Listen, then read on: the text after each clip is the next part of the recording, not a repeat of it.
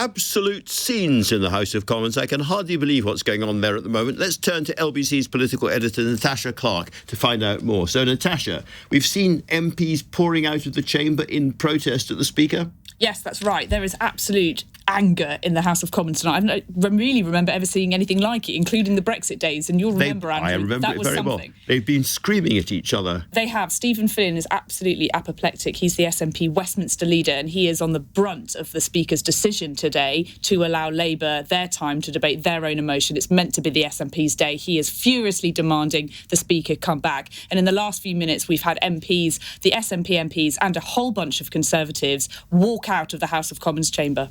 Some of the members who are shouting the loudest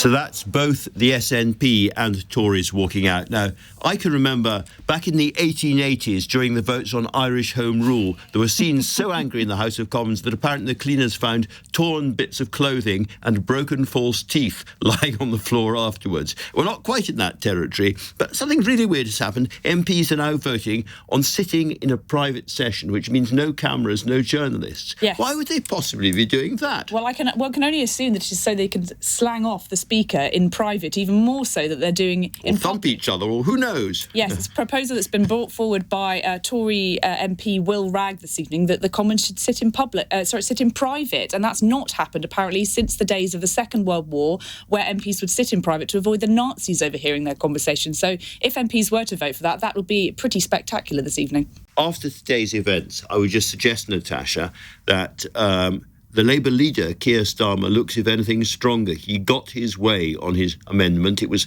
brutal and it was tough, but he got the result he wanted. We'll see later on if any Labour MPs or how many Labour MPs actually rebel and vote with the SNP at the end of the evening. But he has got every Labour MP able to say, I voted for a ceasefire, without supporting the SNP. But it seems to me the person who is greatly weakened by all of this is the Speaker of the House of Commons, Sir Lindsay Hoyle. Definitely.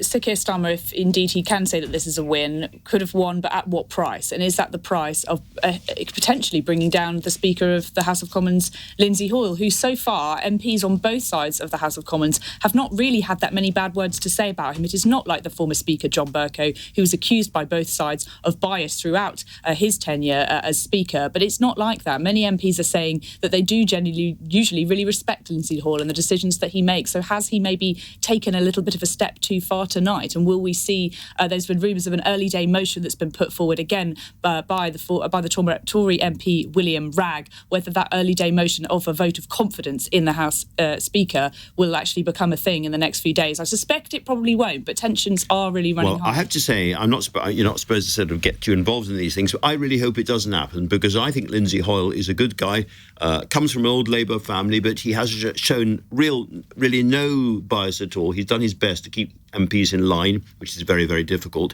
And I think he's liked and respected right across the chamber. So I do hope that today is not the beginning of the end for him. And we've got a few minutes now before those votes start to come in, but really MPs are really crying out for Speaker Lindsay Hoyle to come back into the chamber. I don't know whether we're going to be able to see MPs calm down enough to actually see these votes take place. This delaying tactic very much seems like it is at the moment, trying to overtake events in the Commons. We will keep you all latest up to date on LBC. Indeed.